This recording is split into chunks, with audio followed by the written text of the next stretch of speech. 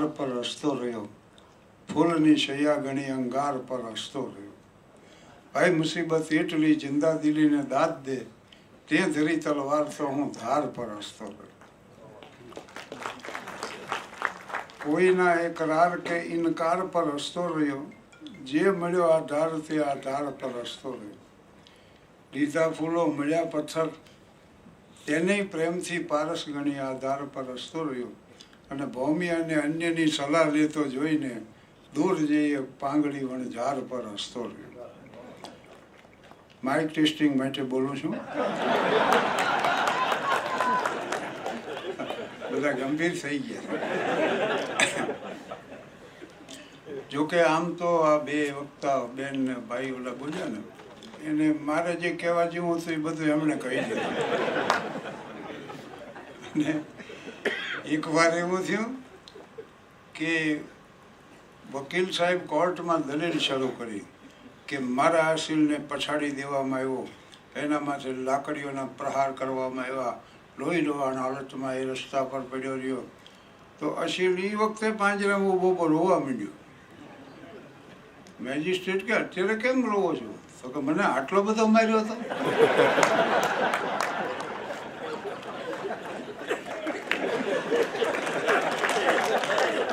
સાહેબે દલીલ કરી ત્યારે ખબર પડી. એટલે ઘણી વાર હું પ્રોગ્રામમાં જાઉં, મારો પરિચય સાંભળું ને તો મને એમ થાય કે આપણામાં આટલા બધા સદગુણ.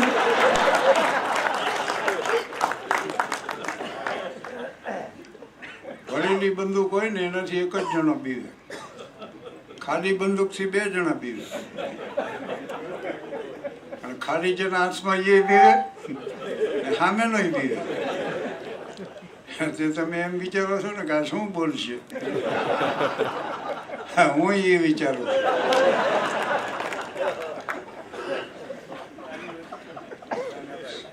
એક બેંક કર્મચારીઓનો મારો એક કાર્યક્રમ હતો.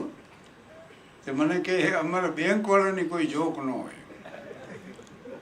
એટલે મેં કીધું ભાઈ ટાઢી ખીચડી, કઢી, 2 ભાખરી, મરચાં 1-2 એ વજ્યા હોય ને એ કબાટમાં મૂકી અને તાળું મારીને 3 આંચકા મારે ને તો એમ માનવું કે રિટાયર્ડ બેંક મેનેજર હશે.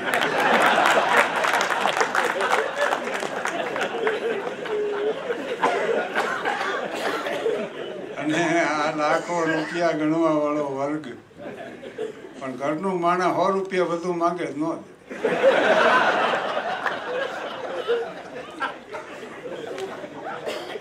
એટલે એક વાત જે આવી ને, નિર્દોષ હાસ્ય સર્જો ને રજૂ કરવું, આટલો જીવનનો ઉદ્દેશ. અને ગાંધીજીની વાત મેં સ્વીકારી જે એમાં આવ્યું ને, ગંભીરતા વગરનું હાસ્ય અને હાસ્ય વગરની ગંભીરતા 2 વ્યર્થ છે. ગાંધીજી એમ કીધું છે કે મારામાં હાસ્યવૃત્તિ ન હોત ને તો મેં આત્મહત્યા કરી હોત. ભગવાન મહાવીર કહેતા હોય કે જ્ઞાન વગરનું કર્મ ને કર્મ વગરનું જ્ઞાન 2 વ્યર્થ છે. એટલે મારા હાસ્યમાં ગંભીરતા આવે, ગંભીરતામાં હાસ્ય આવે. પત્રકારો પૂછે મને કે તમારું નામ શાહબુદ્દીન અટક રાઠોડ, એ તમારી જાતિ કઈ? હું કહું નર જાતિ.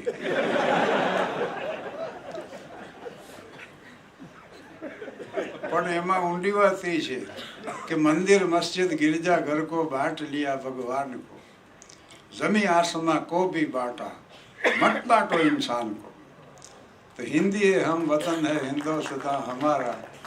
આટલી વાત પૂરતી છે ભાઈ. ફળમાં તમને શું ભાવે? મેં કીધું ઉધાર મળે ત્યાંથી કેસર કેરી કઈ, પછી કેળાથી હલાવી લે. તમારા પત્નીના સ્વભાવ વિશે કંઈ કહી શકશો? મેં કીધું ના, હું ન કહી શકું, પણ હું સહનશીલ છું એવી તમે નોંધ કરજો.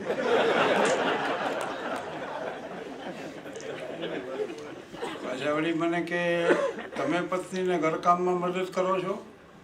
મેં કીધું ના, એ મને મદદ કરે.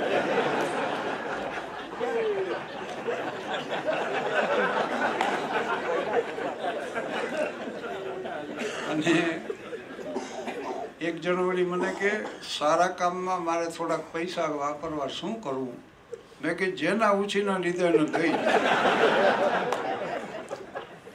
હારામાં સારું કામ હોય તો આ છે, પણ તમે શાંતિથી વિચારો તોય વાત સાચી છે.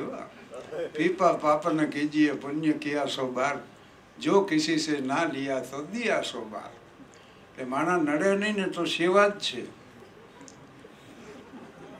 ઘણા મને પૂછે સમાજ સેવા કરવી શું કરવું, કોઈ નડોમાં કોઈને. તમે નડવાનું બંધ કરો તો સમાજ સેવા જ છે. એમાંય ઊંડી વાત એ છે કે તમે તમારી જાતને ન નડો. આપણે આપણને નડી છે એટલું કોઈ નથી નડતું ભાઈ. એટલે 14મી નવેમ્બર 1969 મેં પહેલો જાહેર કાર્યક્રમ આપ્યો. એ આ 14 નવેમ્બર આવે છે એને 48 વર્ષ પૂરા થઈ જાય. પણ સાંભળે છે લોકો, ત્યાં સુધી બોલે જાય છે. પણ માની લ્યો કે જે દી નહીં સાંભળે તે દી સોમાનભેર સ્ટેજથી નીચે ઉતરી જવું, પણ આ કક્ષાથી નીચે ન ઉતરવું. એટલી નક્કી વાત છે. અને અમારું ગામ છે ને અહીંયાથી જેટલા પાત્રો મળ્યા છે, હજી બહાર ગામ તપાસ નથી કરી. અમારું ગામ જ આ ખાતે છે. અમારા ગામમાં અનાથ આશ્રમનો ફાળો ઉઘરાવાળા આવ્યા તો એક જણે 2 બાળકો નોંધાવ્યા. બોલા વે ગયા બીજી ગાડી. ગામ ફાળો કર્યા જેવું નથી. મારો મિત્ર છે મથુરની મહેમાન આવ્યા. એના દીકરા દામોદરને કે બેટા મહેમાન હાટું કંઈક લે. ઓલો જઈને રિક્ષા લઈ આવ્યો. એટલે મહેમાન છે હાલતા. પછી વિનમ્ર છે, નીચે આવી જાય એની જોડે.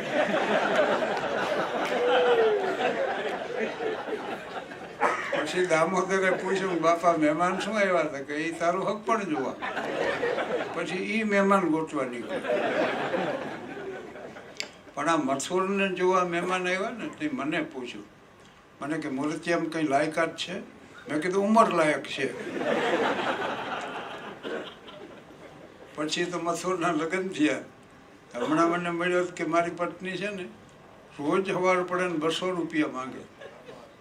રોજ માંગે તો કે હા. મેં કીધું પણ રોજ 200 રૂપિયાનું એ કરે શું? મને કહું આપું તો ખબર પડે.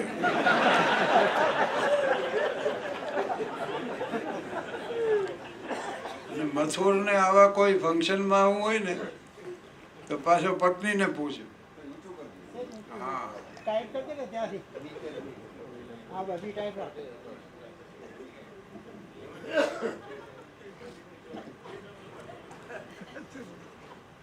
બોલ્યો એ ફરીને બોલવાની જરૂર નથી.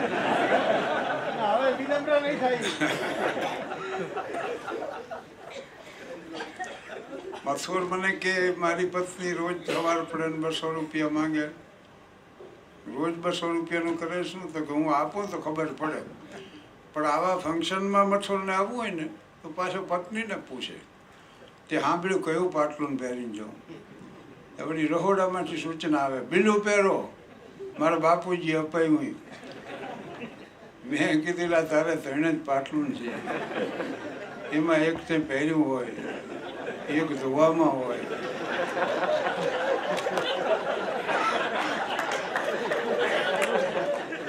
એક જ વાંય વધે છે. આ તું શું જોઈને પૂછે કીધું. મને કહીને એમ થાય ને કે મારા કીધામાં છે. માણા કેક નો કે હવના વ્યવહાર આમ હાલે છે. મથુર તો ભણતો તે 3જી ચોપડીમાં નાપાસ થયો. પણ અત્યારે એના દીકરા દામોદરને લેસન કરવા મદદ કરે. પાછો તપાસય કર્યો, તારા સાહેબને ખબર નથી પડી જતી ને હું તને મદદ કરું છું. એનો દીકરો દામોદર કે અમારા સાહેબ એમ કહેતા ગમે એ 2 જણાનું કામ હોવું જોઈએ.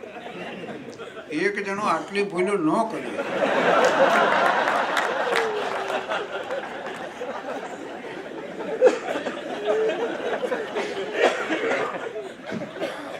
એટલે આ તો એક ખાલી ઉદાહરણ થયું.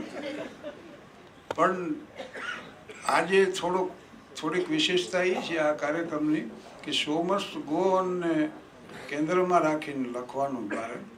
એટલે સર્જક જે હોય છે એની સર્જન પ્રતિભા થાનગઢની સાંસ્કૃતિક પહેચાન હોય તો 62 વર્ષ ગણેશ ઉત્સવ આવેલો થાય થાન વાંકાનેર મોરબી. પરશુરામ પોટ્રીના હિસાબે 1893માં લોકમાન્ય ટિળકે કરેલી શરૂઆત પૂનાથી 1892માં, અને સ્વરાજમાં જો ધર્મસિદ્ધ અધિકાર હે આણીમી ખેંચનાર, Swaraj is my birth right and I shall have it, આ ભાવનાનો પ્રચાર કરવા માટે 55 વર્ષ નવરાત્રિ મહોત્સવ આવ્યો અને 30 વર્ષ વોલીબોલ ટુર્નામેન્ટ, અખિલ ગુજરાત પાસિંગ ફ્લડલાઇટ વોલીબોલ ટુર્નામેન્ટ. તો મારો મૂળ શોખ નાટકો લખવાનો ભજવવા. હું નાટકો લખતો, થાન વાંકાનેર મોરબી અમે ભજવતા ગણેશ ઉત્સવમાં. પછી નાટ્ય પ્રવૃત્તિ બંધ થઈ ગઈ, પણ હાસ્ય કલાકાર તરીકેનો સ્ટેજ સાથેનો સંબંધ મારો જળવાઈ ગયો. ને પહેલો કાર્યક્રમ લીંબડીમાં આપ્યો મેં, પછી સુરેન્દ્રનગરનું આમંત્રણ આવ્યું ને પછી ધાંગધ્રાનું, પછી બોટાદ ને એમ હાલતા મુંબઈ ને એ આવ્યો ને એમને. અને એક નક્કી કર્યું હતું કે ભાઈ કોઈ દિવસ કોઈને કાર્યક્રમ માટે ન જણાવું. એટલે આકાશવાણીમાં મેં અરજી નથી કરી. આકાશવાણીએ મને આમંત્રણ આપ્યું ત્યારે ગયો. દૂરદર્શન માટે હજી જ્યારે કોઈ કહે કે ભાઈ આવો તો જઈ આવું એમ. અને આવું હાસ્ય સર્જવું. તાપી નદીમાં પૂર આવ્યું ને તો તબલાની જોડ તણાતી જાતી, એમાં ભજન મંડળીના સભ્ય જોઈ ગયા કે આપણે જરૂર છે ને જોડ આમ નામ જાય છે. જોખમ વગર આ જગતમાં ક્યાં કંઈ મળે. તાપીના પૂરમાં ખાબક્યા બોલો. પણ જોડ પકડીને જ્યાં ખેંચી તો અહીં રામદાસ મહારાજ નીકળ્યા, એને કેડે બાંધેલા. સંતના હામી અમે જાય ને હાલતા હાલતા વગાડે. નંદલાલ નૈરે આવો ને ઘરે કામ છે તે આ તાપીમાં ઘરેનું આવ્યા ને તાપીમાં ઉપડ્યા. પછી તો જોવા નહીં આવે. મહારાજને હોસ્પિટલમાં દાખલ કર્યા, પણ ભાનમાં આવ્યા ત્યારે પહેલું વાક્ય એ બોલ્યા કે એકાદી કલાનો સંગ હોય તો તરી જવાય. એકાદી કલાનો સંગ હોય ને તો તરી જવાય. મારો મિત્ર એક સિતાર શીખે છે, શ્વેત વસ્ત્રો ધારણ કરે ને સરસ્વતીની પ્રતિમા અમે બહેન સીતારામ લઈને એવો ગંભીરતાથી રિયાઝ કરે, એની ગમે સમજણ હોય એક જ તાર વગાડે. અને એવો પાછો ધીરજથી ટીન ટીન ટીન એમ કર્યા જ કરે. એની પત્ની કે શું ટીન ટીન કરાવે છે. સિતાર વગાડતા એને જોયા હો કેટલા તાર આમ વગાડે, ઝણરાટી બોલાવે. ઓલો કઈ બધાએ ફાંફા મારે છે અને મને ચડી ગયું છે.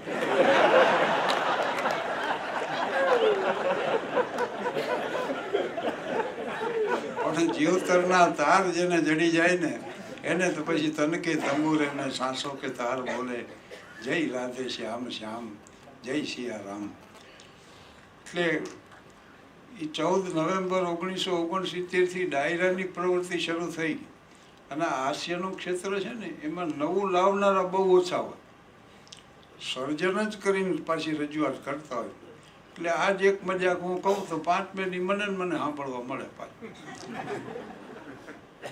પણ આ બધા વનેચંદનો વરઘોડો, લાભો મેરે, ભત્રીજો પ્રેમમાં પડ્યો, વિદેશની વાત ને માસ્તરોનું બારવટું એમ હું રજૂ કરતો ગયો. લોકો સાંભળતા ગયા. અને ભાવ જ્યારે એવા ઉત્કટ હોય છે કે જે હૃદયમાં નથી સમાવી શકાતા, ત્યારે એને માણસ વ્યક્ત કર્યા વગર રહેતો જ નથી. પછી એનું માધ્યમ ગમે હોય ઘણી રીતે વ્યક્ત થાય શકે. અભિનય દ્વારા, શિલ્પ દ્વારા, ચિત્ર દ્વારા તમે ભાવને વ્યક્ત કરી શકો. અને જે કૃષ્ણમૂર્તિએ કીધું છે, man who can express his feeling through any media, he is called an intelligent. કોઈ પણ માધ્યમ દ્વારા જે માનવી પોતાની ભાવનાઓને વ્યક્ત કરી કે એને બુદ્ધિશાળી ગણ્યો. પણ નીચે નોંધ છે, an intelligent may not be a clever. એનું સર્જન બજારમાં વટાવીને પૈસા રડી શકે એવી હોશિયારી એમાં ન હોય. અને હોશિયાર હોય તો સર્જક ન હોય. કાલે જ્યાં કીરો કટકો મારો ગાંઠથી છૂટી ગયો લખ્યું દાદે, એ વટાવી ન કે ચીથરો બાબો લખ્યું, કાનજી બુટા બારોટ, વનેચંદનો વરકોડો 42 વર્ષ મેં રજૂ કર્યો, ફિલ્મ ઉતારવાળા કોક નીકળ્યા. બોલ, કારણ કે હોશિયારોનો વર્ગ છે. દુનિયાની 10 નવલકથામાં જેની દોસ્તોવસ્કીની બ્રધર કેરેમેજો ગણાય, દોસ્તોવસ્કી હાવ નિર્ધન હતો. બોલ, વિકાર ઓફ વેકફિલ્ડ અને ડેઝર્ટેડ વિલેજ નામના પુસ્તકો જેને લખ્યા, ઓલિવર ગોલ્ડસ્મિથ, એકદમ નિર્ધન અવસ્થામાં જીવતો. સોલ્જેનિત્સિન, નોબેલ પ્રાઇઝ જેને મળ્યો, દેશ નિકાલ કર્યો રશિયાએ. આ બધા નિર્ધન માણસો. પછી નર્મદ હોય કે એક શિક્ષક 4 વાગે ને શરીર તપી જાય, હોસ્પિટલમાં ઓલા ડૉક્ટર પાસે ગયા ને, ડૉક્ટરે તપાસીને કીધું તમને ટીબી થયો છે, આ પ્રિસ્ક્રિપ્શન. કેમિસ્ટ પાસે ગયા તો એ ખરીદીએ કે એટલા પૈસા જ નહોતા. પાછા ડૉક્ટરને કે હું તો આ નથી લઈ શકું. એમ તો શું? એ ડૉક્ટર કે વિકલ્પમાં મૃત્યુ સિવાય બીજું કાંઈ નહીં. કેની વાત છે ખબર છે? હરિવંશરાય બચ્ચનની, અમિતાભના પિતાની વાત છે. એની પત્ની શ્યામા ઘર વેચી નાખ્યું, ગામડામાં લઈ ગઈ અને એવી સારવાર કરી કે હરિવંશરાય હાજર થયા તેથી શ્યામાએ ખાટલો ઢાળ્યો અને હરિવંશરાય હાવ હાજર થઈ ગયા. એ શ્યામાએ દેહ છોડી દીધો. ક્યાં ભૂલું ક્યાં યાદ કરું, આ આત્મકથા લખી 4 ભાગમાં. એમાં શ્યામાને મેરી બીમારી છીન લી, એમાં આ બધી રજૂઆત છે. પછી તેજી બચ્ચન હારે લગ્ન કર્યા, અમિતાભ ને અજીતાભની એના સંતાનો. અદાલતની વાવમાં એનું શૂટિંગ હાલતું અમિતાભનું. એ દૂરદર્શનવાળા મને લઈ ગયા, મને કે મળો તમે, તમારું ગૌરવ જળવાય એ રીતે અમે મુલાકાત ગોઠવી. અરે ભાઈ કીધું, મને મળવામાં ક્યાં વાંધો. પછી ઓલા કે અમારે વરિષ્ઠ હાસ્ય કલાકાર એટલે મળ્યા. અમે વાતો કરી. મેં કીધું ભાઈ આવું હાસ્ય સર્જવાનો પ્રયાસ છે. सब टीवी पर पापड़ पोड़ हमारी हिंदी में सीरियल चल रही है. तो मैंने कहा वो हमें मालूम है. પછી બીજી વાતો કરી. ત્યાં તો ઘણા મુલાકાતી હોય ને. પણ અમિતાભ હરિવંશરાય મુશાયરામાંથી આવ્યા. 2 વાગી જાય રાતના, પછી બાયણું ખકડાવે, અમિતાભ ખોલે. એટલે હરિવંશરાય કહે બેટે પૈસે કમાના બહુ મુશ્કેલ है. પછી અમિતાભ શૂટિંગ કરીને આવે અને એ 2-2:30 વાગ્યા હોય ને એ પછી બારણું હરિવંશરાય ખોલતા. ત્યારે અમિતાભ કહેતો પિતાજી પૈસે કમાના બહુ મુશ્કેલ. તો આ સર્જન કરી શકે. જેમની સંસારમાં વસમી સફર હોતી નથી તેમને શું છે જગત તેની ખબર હોતી નથી. જિંદગીને મોતમાં છે માત્ર ધરતીનું શરણ, કોઈની વ્યોમે હવેલી કે ખબર હોતી નથી. આ દિનકર જોશીને સાંભળ્યા ને તમે? અમે 2 જણા હારે ભણતા અને 2 જણા અને મનુભાઈ વ્યાસ ત્રીજા, પછી તો એડવોકેટ થયા ને વિધાનસભાના સભ્ય થયા. પણ અમે 3 જણા એવી હાલતમાં ભણ્યા છીએ, 3 પાસે ફોર્મ ભરવાના પૈસા નહોતા. બોલો, એ વળી એક શેઠ પાસેથી 15 રૂપિયા લેવા, મને વળી ફૂલી પાસ થયો તો 10 રૂપિયા સ્કોલરશીપ મળતી મહિને. એનું મની ઓર્ડર આવ્યું છેલ્લે 40 રૂપિયાનું 4 મહિનાનું. ત્યારે અમે ભર્યું. અમે 3 જણાએ ફોર્મ ભર્યા. લોજવાળા 30 રૂપિયામાં 2 ટાઈમ જમાડતા. બોલો, એ વખતે રવિવારે મિષ્ટાન પાછું. મારું બજેટ મહિનાનું 20 રૂપિયાનું. એમાં હાનના ટંકની જોગવાઈ નહોતી. પણ 1 આનાના શેર જામફળ મળતા, 2 આના ડઝન કેળા મળતા. એટલે 2 આનામાં ટંક ટળી જતો. પણ તે દીએ મને ખબર હતી કે સર ફીરી હવાથી સમરના પડા મુझे, मैं आखिरी चिराग था जलना पड़ा मुझे. बाधाएं कब बांध सकी है आगे बढ़ने वालों को, विपदाएं कब रोक सकी है पथ पर चलने वालों. તો જીવનમાં જરૂરી છે આવા બધાથી જ ઘડતર થાય. જાનકીનાથ બોઝ એટલે સુભાષચંદ્ર બોઝના પિતા, એ સુભાષ બાબુને કાયમ કહેતા કે બેટા પિતાની શ્રીમંતાઈ જેવી ઝેરી ગરીબાઈ આ જગતમાં બીજી એકઈ નથી. ઘણી બાબતથી એને વંચિત રાખી દે છે. પણ આપણી વાત લઈ તળાવની પાળે અમે બેઠા હતા, એમાં વિઠ્ઠલ અમારો એક મિત્ર આવ્યો, રોવા જ મીડ્યો સીધો, હિબકે ચડી ગયો, હાનો રેની 3 અડધી અમે ઉધાર ચા મંગાવી, વિઠ્ઠલને પીવડાવી. મેં કે શું કામ આટલો બધો રોવે? તો કે હું જેટલી કન્યા પસંદ કરી આવું ને મારી બા હળ દઈ ના પાડે. હું કન્યા પસંદ કરું, મારી બા ના પાડે. એટલે મેં એને સલાહ આપી, મેં કે તારી બા જેવો દેખાવ હોય, એવો સ્વભાવ હોય, એવા કપડાં પહેરતી હોય ને એવી કન્યા પસંદ કરી. મને કે એમ કર્યું, મારા બાપા ના પાડે.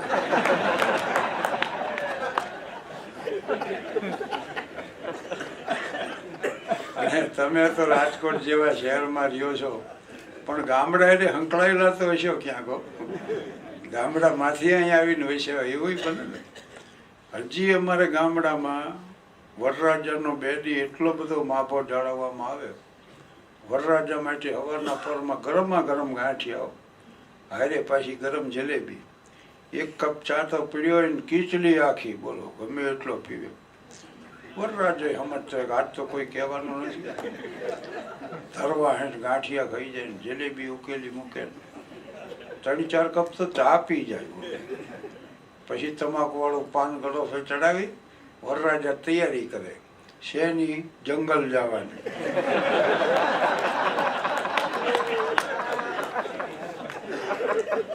ગામડામાં લેટ્રિન બેટ્રિન ન હોય, પણ વરરાજા જંગલ જાય તો કોટ પહેર્યો હોય, બંધ કોલરનો કોટ, માથે સાફો, પાછો સાફામાં કલગી હોય, બગલમાં આમ તરવાડ, અણવર પડકે લોટો લઈને આવે. વરરાજા લોટા બોટા ન ઉપાડે. અને એકલું જ નહીં, ઢોલી આગળ ઢોલ વગાડતો, ધજબાંગ ધજબાંગ ધજબાંગ. આખું ગામ જોઈ રે વરરાજા જાય છે. આ પાછું હતું અહીંયા આવી ગયું.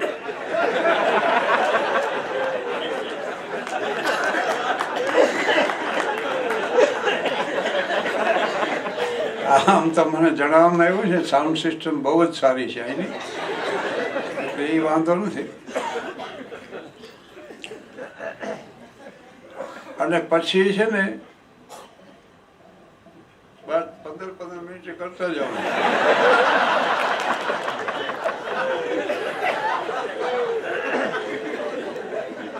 પછી વરરાજો આમ બીડી ટેકવીને 2.5 વીઘાના ખેતરમાં એકલો બેઠો.